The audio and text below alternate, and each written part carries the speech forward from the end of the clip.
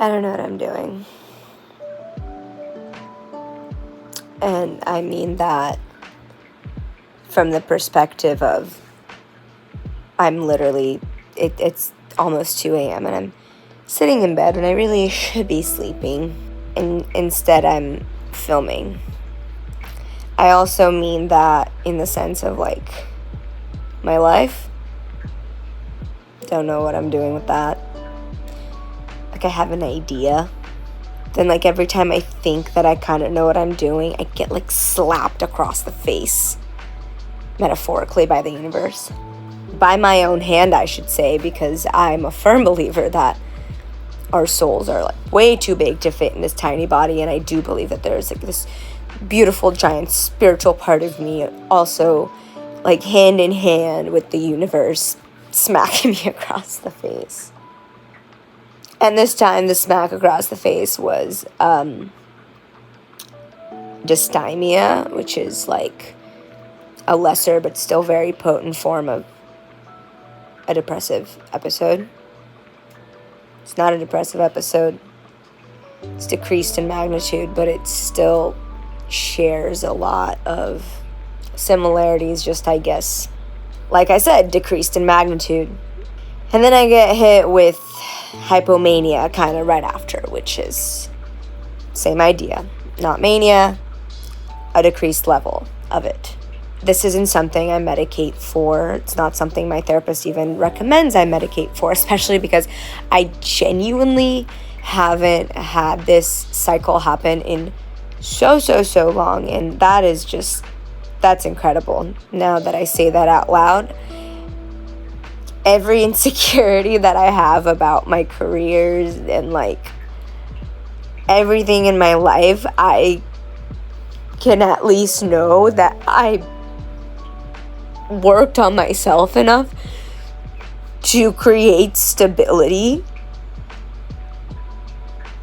even with a mood disorder, even with ADHD. And I get it. What's stable to me might not seem stable to someone else, but yeah, okay, that's pretty cool. Doesn't change the fact that I've been like smacked across the face with this little cycle. We changed the angle because this is a little bit better lighting, and you can see the bi flag in the background. Yeah, I've been kind of struggling lately with that. Mostly because the hypomania makes it really difficult to sleep. And today I finally just kind of caved and took some sleeping herbs, and I'm hoping that'll help. But another reason too is that I just have this feeling that I'm not taking my life into my own hands. And I don't know how to start per se, but I just know that I want to. Like I've kind of fallen down a Rachel Zegler, like, is it Ziegler or Zegler? I don't know. But I've kind of fallen down like a Rachel Ziegler rabbit hole, because I listened to Ballad of Songbirds and Snakes after I watched it in the theater, and I'm just like, I'm equal parts inspired by her and so grateful that she shares her talent with the world, and incredibly jealous. And I hate to admit it, because jealousy doesn't look good on anyone. Period. You can be the most beautiful bitch in the world, and jealousy just doesn't look good on you. And I know that I'll get to a place where I'm not jealous anymore, because all this jealousy, I'll have figured out what it's trying to teach me. But I'm not there yet. It's not even that I'm jealous of the fact that she's doing all the things that I hoped to do at her age, when I was her age, that I didn't achieve. And it's not to say that I won't achieve them. It's just I didn't achieve them in the way that I really, really hoped, which would have been just in the very least by now. It's not even that I'm most jealous of.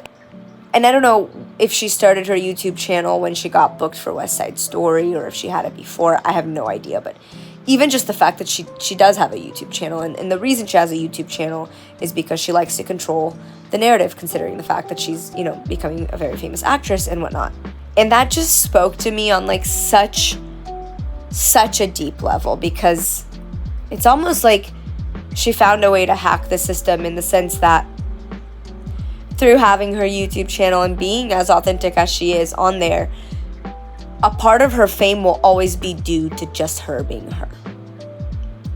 And that's the whole reason that I pivoted towards social media and YouTube, is because I want to be impactful, not just for the art I create. I do want that very much, whether I'm acting or dancing or singing or writing, whatever it is. I want that, yes, but first and foremost, I really would like to be impactful because of who I am and what I believe in and how I carry myself. And like, I didn't think that I could have both. And she literally is like proving that, maybe I could have. And it literally, the jealousy feeds into doubt that maybe I gave up acting too soon. And then, better parts of me remind me that, hey, like, part of what you really admire in her is like her singing. And if you hadn't gone the path you had, giving all that up included, you wouldn't be here as a singer, as a songwriter. And then that gets me thinking, because I have ADHD, so that gets me thinking on a tangent of like, I've been wanting to produce my songs and release them out in like the most proper way possible, with a video made and the whole 9 yards, because that's how I like to do things. I like to go all out. But the fact of the matter is that I don't have the budget to do that. I'm not where I want to be, and I don't want to wait for one thing that I do to be successful before I pursue the other things that I love to do. But I just feel so trapped by my own self. And like, I'm not sharing this for any other reason that there are a lot of things, rules that I've put in place for myself regarding content. One of them being what I described to you, right? Wanting my songs to be put out in this most professional way possible that I absolutely cannot afford at this moment. And another one of those rules, fucking tissue. I don't even know what I was fucking talking about anymore. Another one of those rules was that I wasn't going to be overly personal on social media.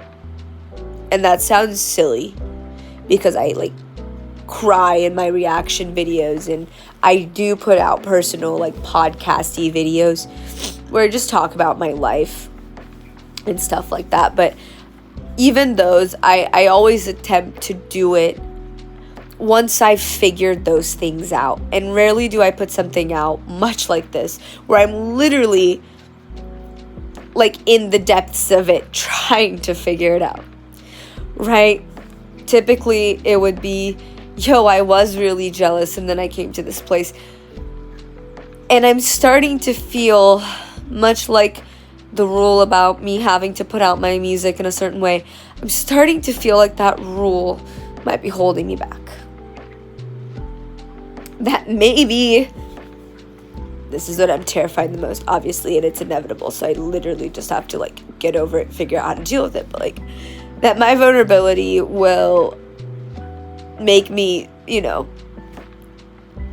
someone to mock or whatever. I don't know. Don't know why I'm scared of that, considering it's nothing new. I mean, now in my adulthood, like, I'm surrounded by people that really appreciate my sensitivities and my vulnerabilities. But that wasn't always the case, so I don't know. But on the flip side of that, like, maybe there will be people who feel the same. Maybe there will be people who like see me and my fucking like silk wrap, unable to sleep because of a mood disorder. that obviously I have done really well treating if I haven't had this happen in so fucking long. But anyway, that's me just remembering to celebrate my wins. But, like, maybe someone will see this and be like, wow, maybe it is okay to, like, feel a shit ton. Maybe it is okay to have a mood disorder that you don't take pharmaceuticals for, that you treat in other ways, and sometimes it whacks you across the face a little bit. Like, maybe that's okay. And I can tell you, actually, it is okay, because I'll figure this out. I'm already figuring it out. That whole thing about her, like, hacking the system and getting to keep herself while she's also, you know, essentially being part of this industry that seldom lets you keep yourself. Like, I figured that out while talking to you in real time. You, myself. You, if I release this may never see the light of day. I don't know, maybe vlogging is something I need to do a little bit more. Maybe I have these big feelings and this capacity to feel them to such an infuriatingly frightening large degree, because that's part of how I make an impact. I don't know. Yeah, this might be part of a vlog. This might not be. I don't know. But I'm gonna go now. Rise and shine.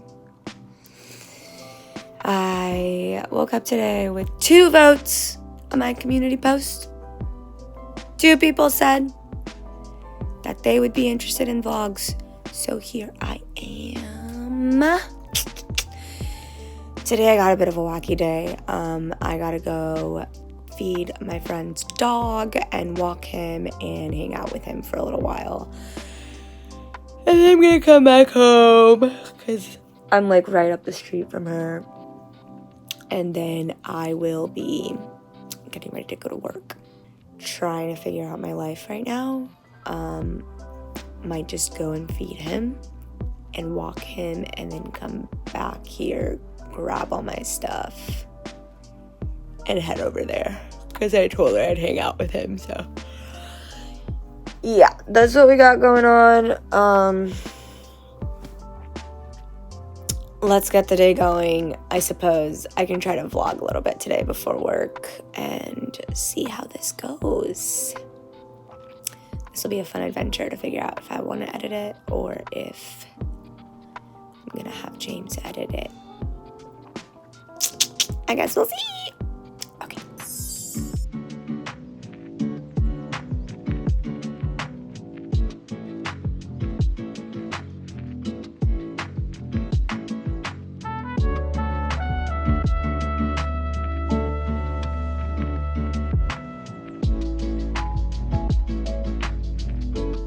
Alright, I already brushed my teeth. I took my supplements. I took my hair out. I think I did my little buns a little too tight last night because there's tension right here. I don't like that.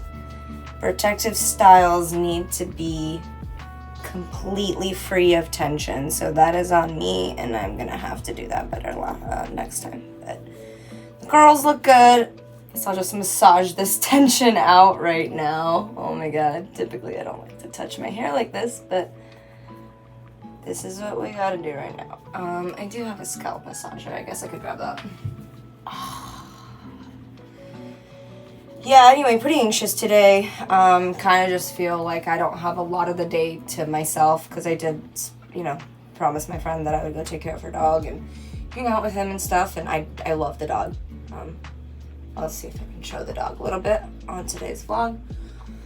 Just a little anxious because I do have work after as well, and there's videos I need to record and things like that. I literally have a backlog of content, y'all. Alright, this feels a little better. If you ever have your hair up in a style that creates any tension, try to massage that out afterwards, because pulling on your follicles like that can cause a little thing called traction alopecia. Oh, better. Oh my god. Alright. I'm gonna oil my hair. Just the regular daily oiling that I do every day. I'm gonna do that. Just gonna get into some streetwear. Probably just pack all my work stuff makeup and everything. Might stop by Starbucks. Making breakfast at home is not a thing this morning, I guess, so might do that. I guess I will show you the dog when I'm there. Okay. We are ready. This is the fit. That is the bag. Yes. That is a Victoria's Secret bag that I got because I was a card member that spent way too much money at Victoria's Secret at one point in my life. She's served me well and continues to do so, you know. Let's go! Let's go take care of Munchie! We have arrived. Here is Munchie! Hi, buddy! Hi, buddy, hi, buddy. Oh, yes, that's good. We're gonna feed this guy. And then I'm probably gonna do my makeup. Yeah, I guess I'll catch you after I do my makeup because I'm still undecided on what I'm gonna do after that. I obviously can't be at home, so I brought a few options. If I was at home, I'd be filming, but we'll just notate some backlogged videos and hang out with this cute guy. Yes, he's looking backwards because of the scratchies. Okay, catch you soon. Hello, welcome back. Excuse Munchie's drinking water sounds.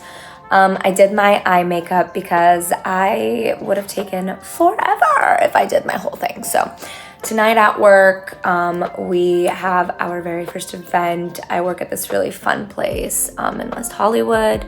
It's new. It's called Pleasure Med, but our actual venues are called Irie and Hind. Basically, it's really cool. Across the street, we have this really cool, adult toy shop, and this is a really reputable toy shop. They have both a Chicago location and a New York location, as well as their LA location. Yeah, they're like a really reputable adult toy shop. They've been known to create like a really safe environment, being really inclusive to whoever comes and, wants to learn more, ask questions, whatever. It's really cool.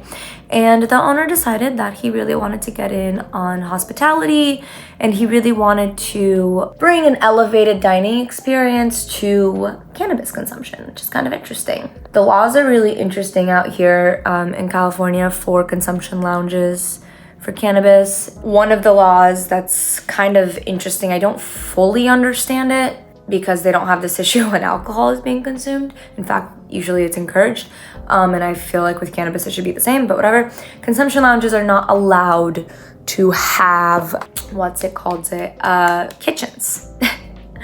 Which is kind of crazy when you think about it, because wouldn't you want people eating food regardless of what substance they're consuming? The way our concept got around this is we have both a restaurant and bar, which is downstairs in our building, and then upstairs on a completely separate floor to cater to the laws, there's a cannabis consumption lounge. And the restaurant and bar, while it's fully operational on its own, is also there to serve the consumption lounge with mocktails and really, really amazing cooked on-premise food. And we just opened a little bit over a month ago. Things are really fun. We're having our first event, which is a drag show. So, it's a variety show hosted by a couple drag queens, which is gonna be really, really fun. So I did my makeup a little bit extra today. Normally I just do very neutral, very natural, but today we went a little bit ham on the eye makeup just to, cater to the occasion. This whole vlogging thing is definitely very interesting because I could see myself going way too balls to the wall with it, and never ever ever having a moment off camera, which sounds like it would burn me out really fast and get miserable really fast. Yeah, finding this balance of maybe I won't do my entire makeup, but I will do a little bit, you know what I mean? I'm gonna do my last little things that I do. I typically do some sigils or whatever on my face. So I'm gonna do that. Don't know what color I'm gonna use today. I used pink yesterday, so maybe blue. teal. I think that works. And I'll get back at you when I'm taking the dog out for a walk.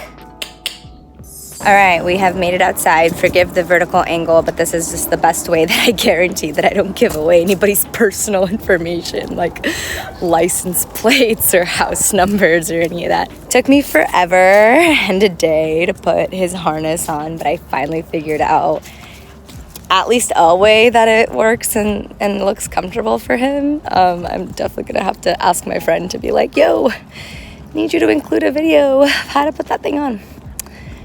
Anyway, really nice day. LA is doing that really fun thing that it does around this time of year when you wake up in the morning and kind of feels like a spring morning, and then later in the day it kind of feels like we're back in summer.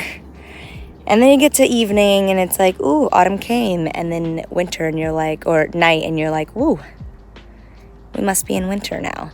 And this all happens in the course of a day. So that's kind of the phase we're in as far as LA goes right now. Oop, he just pooped.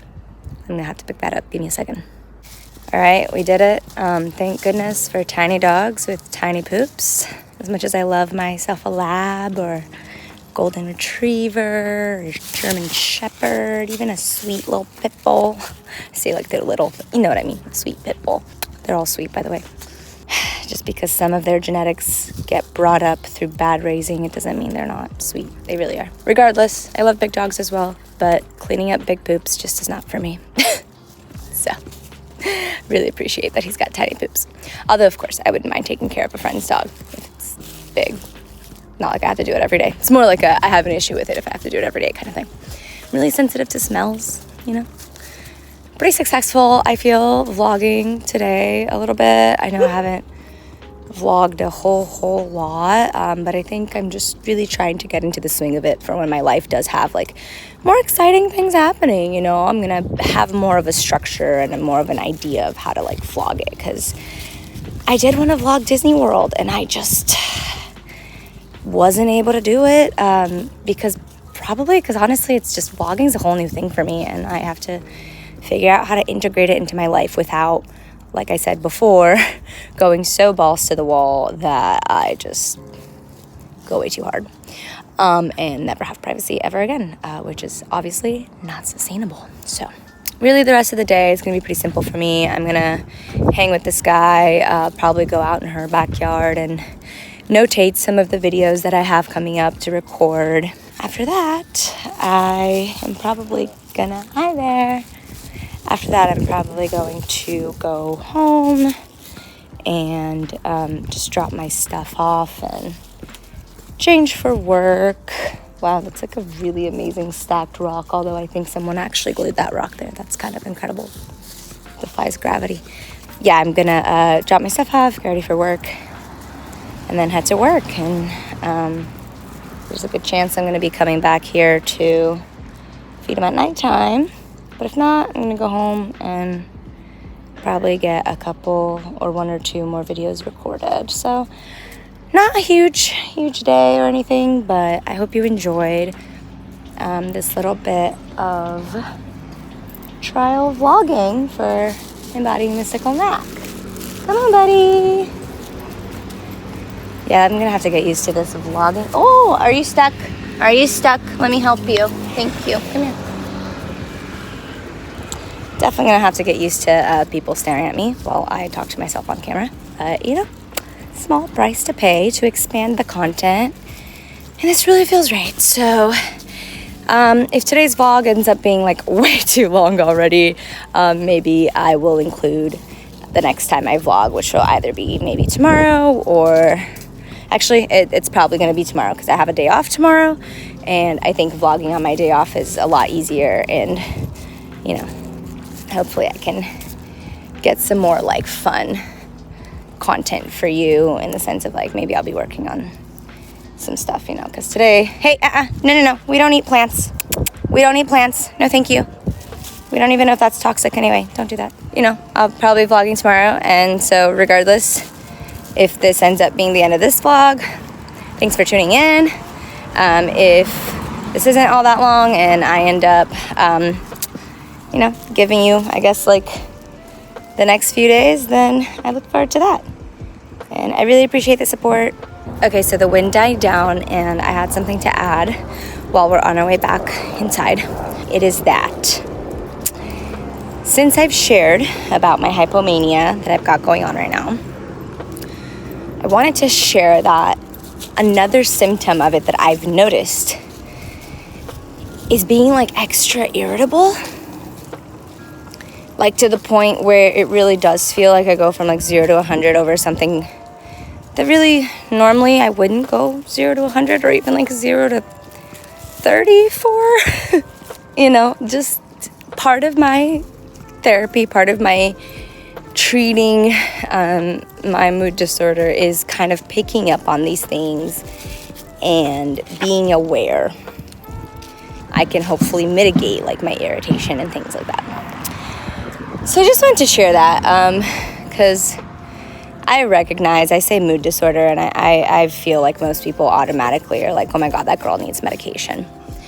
And if I don't take medication, and if you haven't been here before, and I haven't heard me mention this before, not that I really have, because I don't often talk about the mood disorder in great detail, even my therapist said she wouldn't recommend medication for me because our psychotherapy has worked really well, because my commitment to like my introspection and my self-growth has worked really, really well. Just so much so that I haven't had a dysthymic into hypomanic episode in, I want to say, at least a year, which is crazy because the way you diagnose this condition is, no, we don't eat hibiscus flowers. No, thank you. I think humans can eat those. I don't know if you can. The way you diagnose this is basically like a person isn't able to have a period of stability that lasts longer than 2 months for basically like their whole life. So the fact that I've actually gleaned a year in which I've been super financially stressed, right? Super like job survival stressed, which obviously, don't eat grass, please, which obviously feeds into financial stress. I've been able to do that. So I just want to share, I guess, like little things that I do. This is in no way prescriptive. I'm not a therapist. I'm not here to tell you if you have cyclothymia. I have no idea how to handle your cyclothymia, right? Just like someone's bipolar is going to manifest, I don't know, every person's like neurodivergence, whether it be like a mood disorder, ADHD, autism, whatever. It's or a combo. CPTSD included, all that. It's going to manifest differently. So in no way this is me being like, this is how you heal, you treat your cyclothymia. No, not at all. This is just me sharing the things that I do for those of you that are curious, like, why don't you want medication or need medication? Now, that's not to say if I needed it, I would take it.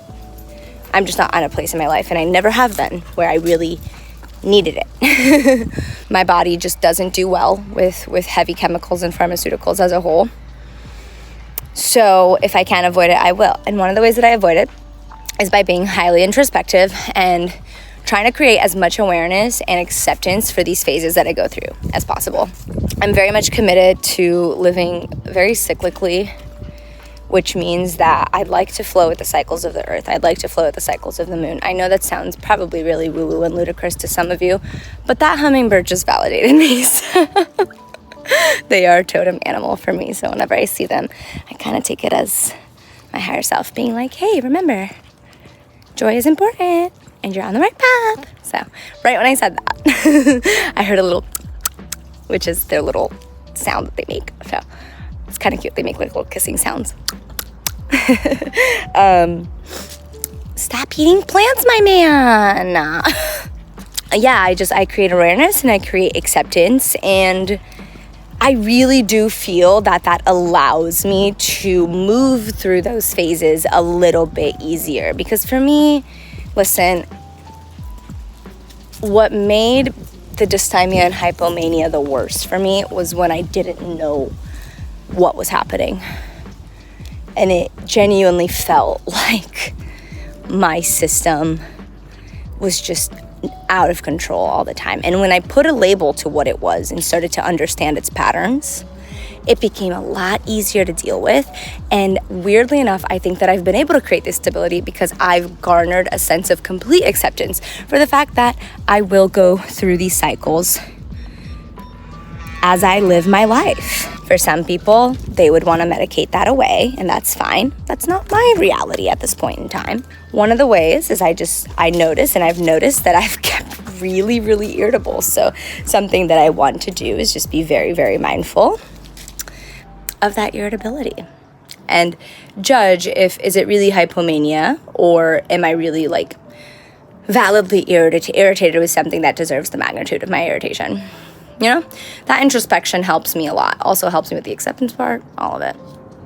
Not saying this is going to work for everybody, just what works for me. I am home. The event was a success. And I really hope we do it again.